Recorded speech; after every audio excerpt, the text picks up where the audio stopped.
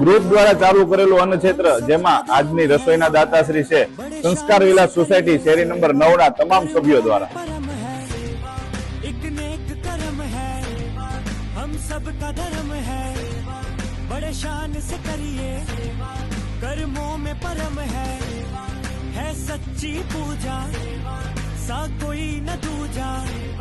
झुकना सिखलाती, सम्मान दिलाती, परमार्थ से करिए, निस्वार्थ से करिए, आलस को भगाए, मन को बहलाए, कोई धर्म न देखे, मतभेद मिटाए, शुभ भाव जगाकर